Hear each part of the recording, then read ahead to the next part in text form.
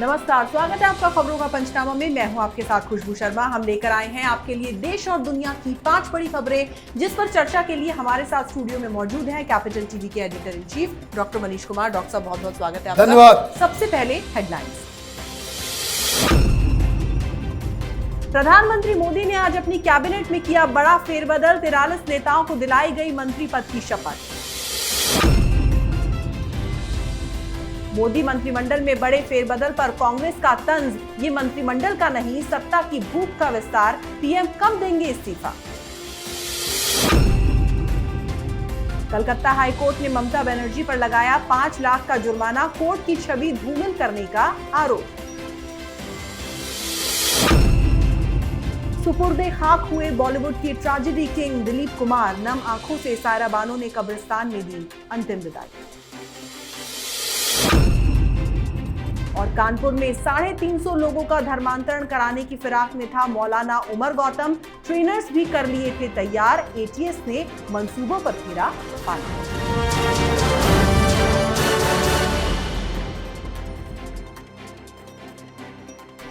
पहली खबर मोदी मंत्रिमंडल विस्तार से जुड़ी है। आज मोदी कैबिनेट का सबसे बड़ा विस्तार हुआ। मोदी कैबिनेट में शाम 6 बजे 43 मंत्रियों ने शपथ लेनी शुरू की। सबसे पहले राष्ट्रपति रामनाथ कोविंद ने महाराष्ट्र से भाजपा सांसद नारायण राणे को शपथ दिलाई। इसके बाद असम के सर्बानंद सोनोवाल ने शपथ ली। फिर मध्य प्रदेश के वीरेंद्र कुमार खटीक ने शपथ ली। उन्हें थावर चंद गहलोत की जगह कैबिनेट में शामिल किया गया है, जो कि मध्य भारत का दलित चेहरा थे। मध्य प्रदेश से ही ज्योतिरादित्य को भी कैबिनेट मंत्री की शपथ दिलाई गई। उनसे पहले शपथ लेने वाले सभी मंत्रियों ने राष्ट्रपति को नमस्कार किया, पर सिंधिया ऐसा करना भूल गए और सीधे अपनी कुर्सी पर बैठ गए। जब उन्हें किसी ने याद दिलाया तो फिर वापस लौटे और राष्ट्रपति को नमस्कार किया। डॉक्टर साहब, ये जो फेरबदल पीएम मोदी ने किया है, आने वाले समय में इससे किस तरह के परिवर्तन की उम्मीद की जा सकती है? देखिए, ये जो परिवर्तन है, प्रधानमंत्री मोदी के सामने लक्ष्य बिल्कुल ही क्लियर है। एक तो उत्तर प्रदेश के चुनाव है, महाराष्ट्र के चुनाव हैं और साथ ही साथ 2024 में होने वाले लोकसभा के चुनाव हैं। ये जो इसको कह सकते हैं मेगा एक्सपेंशन जो किया गया है, इसमें ज़्यादातर उन लोगों को जगह दी गई है जिसके बारे में, जिस इलाके के बारे में अब तक केंद्र सरकार में तरजीह नहीं दी जाती थी। 27 ओबीसी चेहरे हैं, ये कोई छोटी मोटी संख्या नहीं है। 12 के आसपास एससी हैं, 8 एसटी हैं, 11 महिलाएं हैं। साथ ही साथ उन इलाकों को भी जगह दिया गया है, उन राज्यों को भी जहां से अब तक मूल रूप से मंत्री नहीं हुआ करते थे केंद्र सरकार में। तो एक तो इसका राजनीतिक संदेश जा रहा है। दूसरा ये कि जिस हिसाब से यूपी के अंदर 7 नेताओं को मंत्री पद की शपथ दिलाई गई, महाराष्ट्र में भी नए चेहरों को लाया गया और साथ ही साथ ये भी संदेश दिया गया है कि ये सरकार सभी जाति धर्म को जो है अपने साथ लेकर के चलना चाहती है। 5 माइनॉरिटी कम्युनिटी से मंत्री पद की शपथ इसमें दिलाई गई है। तो ये दरअसल एक एक्सरसाइज है जिसके जरिए प्रधानमंत्री मोदी उन लोगों को, जो 12-13 नाम जिसके बारे में हमने पहले भी बता रखा है, कैपिटल टीवी का आर्काइव में आप जाए कि किस तरीके से रविशंकर प्रसाद हों, चाहे पोखरियाल साहब हों, चाहे वो प्रकाश जावड़ेकर हों, इन सब की छुट्टी कर दी गई है। दरअसल प्रधानमंत्री मोदी के सामने बिल्कुल ही टारगेट साफ है कि एक तो कुछ लोगों को संगठन में भेजा जा रहा है, संगठन से कुछ लोगों को मंत्रिमंडल में लाया जा रहा है, वैसे लोगों को लाया जा रहा है जो एनर्जी के साथ हैं, युवा हैं, जो सरकार के जो योजनाएं हैं उसको धरातल पे लागू करवा सके। तो ये इनकी एक मंशा है कि एक एनर्जेटिक मंत्रिमंडल हो, युवा मंत्रिमंडल हो, पढ़े लिखे लोग हों, प्रोफेशनल्स हों। तो ये सारी चीज़ें प्रधानमंत्री मोदी ने की है। और जो दूसरा इसका पहलू है, वो पहलू ये है कि राजनीतिक पहलू, जो चुनाव के जरिए जो है आप कैसे अपनी स्थिति मजबूत करते हैं। जी, तो प्रधानमंत्री मोदी ऐसा जानबूझकर तो नहीं करते, लेकिन रोज वो कोई ना कोई ऐसा काम कर देते हैं जिससे हमारे विपक्ष को मिर्ची लग जाती है। और हमारी जो दूसरी खबर है वो इसी से जुड़ी है। नरेंद्र मोदी 2.0 के पहले मंत्रिपरिषद फेरबदल और विस्तार से पहले कांग्रेस ने केंद्र पर तंज कसा कि ये कैबिनेट का नहीं बल्कि सत्ता की भूख का विस्तार होने जा रहा है। कांग्रेस के मुख्य प्रवक्ता रणदीप सुरजेवाला ने कहा कि अगर परफॉर्मेंस के आधार पर कैबिनेट विस्तार होता तो सबसे पहले कई प्रमुख मंत्रियों मंत्रियों का इस्तीफा होता। उन्होंने सवाल किया कि कोरोना महामारी में जिम्मेदारी से मुंह मोड़ने वाले प्रधानमंत्री का अप्रेजल कब होगा। सिर्फ स्वास्थ्य मंत्री को बलि का बकरा बनाकर पीएम अपना पल्ला नहीं झाड़ सकते। सुरजेवाला ने एक के बाद एक सिलसिलेवार ट्वीट करके आरोप लगाया कि बाकी कई मंत्रियों का प्रदर्शन भी नाकामी भरा है, लिहाजा इन्हें हटाया जाना चाहिए। डॉक्टर साहब, किस तरह की बेतुकी बातें जो है कांग्रेस कर रही है, साथ साथ ये भी कह रही है कि जो राहुल गांधी पर हमला करते हैं उन मंत्रियों को जो है नरेंद्र मोदी प्रमोट कर रहे हैं। पहली बात ये जी कि ये तो मनमोहन सिंह है नहीं जी कि जिनके पास ये अधिकार नहीं होता था कि उनके मंत्रिमंडल में कौन रहे। मैं बार बार इस बात को बहुत सीरियस पॉइंट है ये। प्रधानमंत्री के चेयर पे मनमोहन सिंह एक कलंक थे। कलंक इसलिए थे, वो देश के पहले ऐसे प्रधानमंत्री थे जो अपने कैबिनेट को अपने हिसाब से चुन नहीं सकते थे। उनमें इतनी शक्ति ही नहीं थी। सब कुछ 10 जनपद से हुआ करता था। तो कांग्रेसियों को वैसे भी आदत नहीं है कि कोई परिवार के खिलाफ जाकर के अपने हिसाब से फैसला लेने वाला कोई नेता दूसरा हो जाए गांधी परिवार के अलावा, तो उनको मिर्ची लग जाती है। तो पहला पॉइंट तो ये कि प्रधानमंत्री मोदी एक मजबूत प्रधानमंत्री हैं, वो फैसला खुद लेते हैं और उनके पास जो संवैधानिक अधिकार मिले हुए हैं कि 81 मंत्री हो सकते हैं उनकी कैबिनेट में, तो वो उसको एक्सपेंड कर रहे हैं, वो अपने अधिकार का जो है इस्तेमाल कर रहे हैं।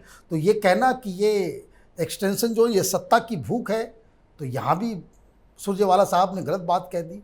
लेकिन ये बातें इसलिए उन्होंने कही कि जो बहुत ज़्यादा जो तेज़ी से मिर्ची जो लगी है वो इस बात के लिए लगी है कि चाहे वो महाराष्ट्र हो, चाहे वो मध्य प्रदेश हो, बहुत सारे कांग्रेसी लीडर्स जो भारतीय जनता पार्टी ज्वाइन किए, जैसे ज्योतिरादित्य सिंधिया हैं, नारायण राणे हैं, बहुत सारे ऐसे लोग हैं जो कभी कांग्रेस में हुआ करते थे, उन सबको बाकायदा इस मंत्रिमंडल में एडजस्ट किया गया है।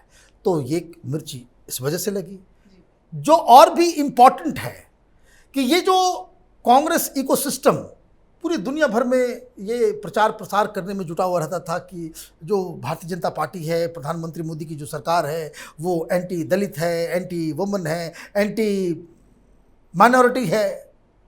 ये सारे आरोप इस एक्सपेंशन में ये लोग नहीं लगा पाएंगे, क्योंकि सब लोगों को ज़रूरत से ज़्यादा ही रिप्रेजेंटेशन दिया गया है। और इसलिए जब आपके पास अटैक करने के लिए कुछ नहीं है तो आप बेतुकी बातें करते हैं कि राहुल गांधी को जो लोग निंदा करते हैं, उनके खिलाफ ट्वीट करते हैं, उनको मंत्री पद से हटाया जाए।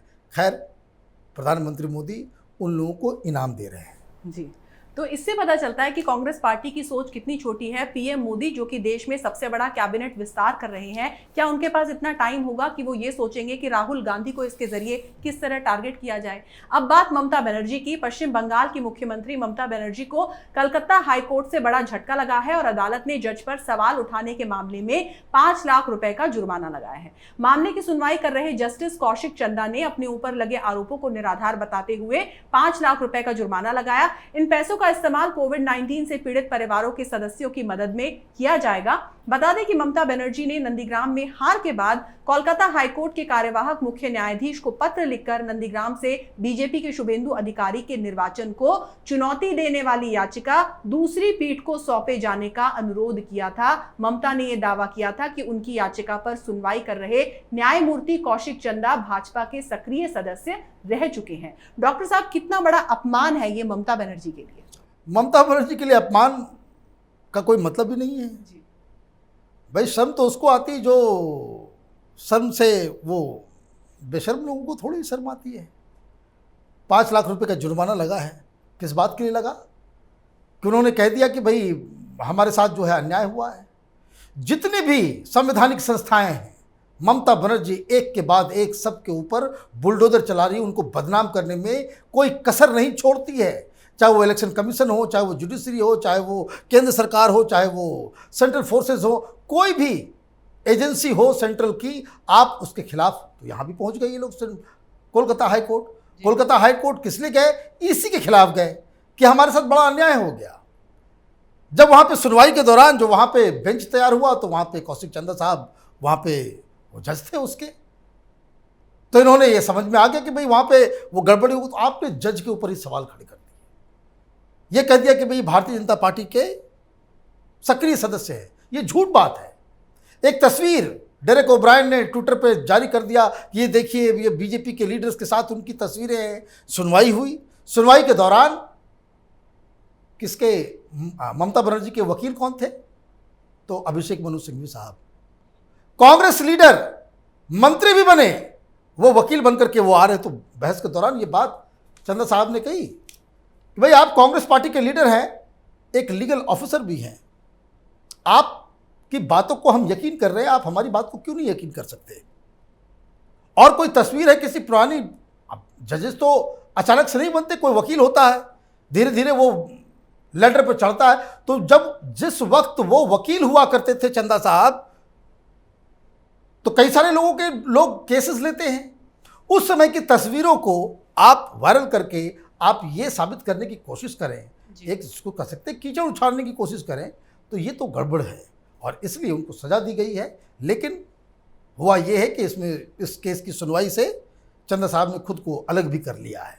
तो आप देखिए आगे इसमें क्या होता है। हालांकि ये जो केसेस हैं इसमें कुछ नहीं होने वाला, क्योंकि इसमें इलेक्शन कमीशन का जो फैसला होता है वो आखिरी फैसला होता है। अब ममता बनर्जी हाईकोर्ट जाए या सुप्रीम कोर्ट जाए, इससे कोई फर्क नहीं पड़ता, क्योंकि ममता बनर्जी नंदीग्राम में चुनाव हैंड्स डाउन वो हार चुकी हैं। जी, नंदीग्राम में चुनाव ममता बनर्जी भले ही हारी हो, लेकिन बंगाल में ममता की पांचों उंगलियां घी में है, और वो ऐसे कि जहां तक कि 5 लाख जुर्माने की बात है तो कोई फर्क नहीं पड़ता ममता को देने में, क्योंकि इतनी तोलाबाजी की है बंगाल के अंदर। दूसरी तरफ जैसे कि डॉक्टर साहब ने कहा कि ममता को अपमान से कोई फर्क भी नहीं पड़ता। अब बात चौथी बड़ी खबर की। बॉलीवुड के ट्रेजेडी किंग दिलीप कुमार की अंतिम यात्रा शुरू हो गई है। उनके पार्थिव शरीर को खार स्थित उनके घर से एम्बुलेंस में सांता क्रूज कब्रिस्तान ले जाया गया। दिलीप साहब को राजकीय सम्मान के साथ विदा किया गया। उनके पार्थिव शरीर को तिरंगे में लपेटा गया और एम्बुलेंस पर सवार करने से पहले गार्ड ऑफ ऑनर भी दिया गया।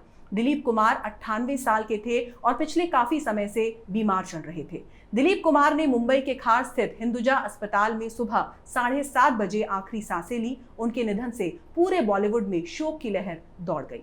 डॉक्टर साहब, दिलीप कुमार का जाना कितना बड़ा सेटबैक है बॉलीवुड के लिए और पूरे देश के लिए? देखिए, उम्र काफ़ी हो गई थी उनकी, इन्होंने अपना इनिंग खेल लिया, वो अच्छे से खेला जी। जहाँ तक फिल्म की बात है तो वो बाकायदा एक इंस्टीट्यूशन हुआ करते थे, राजनीति में भी इंटरेस्ट रखते थे, चुनाव का प्रचार वो कांग्रेस के लिए किया करते थे। एक इकोसिस्टम था जो दिलीप कुमार को, दिलीप साहब और पता नहीं सारे सम्मान के साथ उन्हें देश में रखा गया। कई सारे कंट्रोवर्सीज भी हुए। जब कोई आदमी जाता है तो उसकी विवेचना इतिहास करता है, आपने फिल्मों में क्या कंट्रीब्यूट किया, आपने फिल्म के अलावा क्या आप कहाँ क्या करते थे, ये सारी चीज़ें हैं। वो सारी बातें अपनी जगह पे है, लेकिन इसमें कोई डाउट नहीं है लेकिन कि वो एक बड़े कलाकार थे। इनकी मौत के बाद प्रधानमंत्री हों, राष्ट्रपति हों, तमाम लोगों ने उन्हें अच्छी विदाई दी है। उम्र ज़्यादा हो गया था तो कोई अचानक से कोई इस तरह की मौत हुई नहीं थी, काफ़ी दिनों से वो बीमार भी चल रहे थे। तो ये कह सकते हैं कि उन्होंने अपने जीवन में जो है अच्छे बड़े काम वो करके इस जीवन को जो है उन्होंने छोड़ा है। जी, तो हम भी ये कामना करते हैं कि भगवान दिलीप कुमार की आत्मा को शांति दे। अब बात आखिरी खबर की, जो कि धर्मांतरण गैंग से जुड़ी है। धर्मांतरण मामले में उमर गौतम और जहांगीर काजी की गिरफ्तारी के बाद हर दिन चौंकाने वाले खुलासे हो रहे हैं। एटीएस ने बड़ा खुलासा करते हुए कहा है कि कानपुर में करीब 350 लोग उमर गौतम के निशाने पर थे। वो इन लोगों का धर्म बदलने की फिराक में था। जांच एजेंसी ने यह भी बताया है कि 350 लोगों का धर्म बदलने का लक्ष्य दिसंबर तक का रखा गया है। जी हाँ, लेकिन यूपी एटीएस के एक्शन की वजह से उसकी ये कोशिश पहले ही नाकाम हो गई। तय समय से पहले ही लखनऊ से उमर और जहांगीर को अरेस्ट कर लिया गया।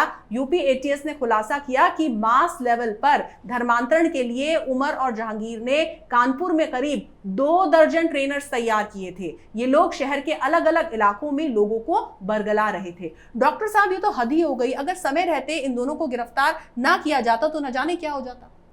हद तो हो गई, ये तो अभी 2 पकड़े गए हैं जी। कितने और छुपे हुए होंगे। और इसलिए योगी आदित्यनाथ ने यूपी में कम से कम 500 लोगों की टीम बना करके इस पूरे धर्मांतरण गैंग को जो है उसकी नब्ज पकड़ने की कोशिश कर रहे हैं कि कौन कौन से लोग, कौन कौन से ट्रेनर हैं, कौन कौन से लोग इसमें जुड़े हुए हैं, पैसा किसके किसके पास जा रहा था, इस सब की तहकीकात हो रही है। अब सिर्फ कानपुर में 350 का टारगेट दिसंबर तक इन्होंने कर रखा था, और जबकि ये तो कार्रवाई सिर्फ यूपी में हो रही है। जो एटीएस की तरफ से जो बताया गया है, एटीएस की तरफ से ये बताया गया है कि मणिपुर, तमिलनाडु, महाराष्ट्र, केरल, झारखंड, मध्य प्रदेश और बिहार में ये गैंग काम कर रहा है। ये 350 का टारगेट तो सिर्फ कानपुर का है। इन सारे राज्यों में, अलग अलग शहरों में इनका टारगेट क्या होगा, किस हिसाब से पैसे आते होंगे, ये अपने आप में बताता है। और एटीएस ने जो खुलासा किया है कि जो धर्मांतरण जिन लोगों के हुए हैं, उनमें से जो नए जो लिस्ट आ रही है, 18 महिलाएं और 15 पुरुष अभी जो लेटेस्ट इन लोगों ने पकड़ा है, जिसमें दिल्ली में 14, यूपी में 9, बिहार में 3, एमपी में 2, गुजरात, असम, महाराष्ट्र, झारखंड, केरल जैसे जगह पे एक शख्स को सिर्फ इस गैंग ने। समस्या बहुत विकट है। ये गैंग ये अकेला नहीं है हिंदुस्तान में ऑपरेट करने वाला। ऐसे ऐसे हजारों गैंग होंगे जो लोगों को इसका मतलब आप समझिए कि हर दिन हजारों लोगों के ऊपर ये लोग अपनी कार्रवाई कर रहे हैं, टारगेट करके उनके धर्म को परिवर्तन करने की कोशिश में जुटे हुए हैं। इसके खिलाफ सरकारों को, पुलिस को और आम हिंदू को जगने की ज़रूरत है। ऐसे नहीं ये चल सकता कि आपके जो समाज के अंदर, आपके ही मोहल्ले में रहने वाले लोग धर्म परिवर्तन का धंधा कर रहे हों और आप चुपचाप बैठे रह जाएं। जी डॉक्टर साहब, बहुत बहुत शुक्रिया इस तमाम जानकारी के लिए। धन्यवाद। तो खबरों का पंचनामा में आज के लिए बस इतना ही। देश और दुनिया की तमाम खबरों के लिए आप देखते रहिए कैपिटल टीवी। हमें लाइक करें, शेयर करें और कैपिटल टीवी को सब्सक्राइब करें। नमस्कार।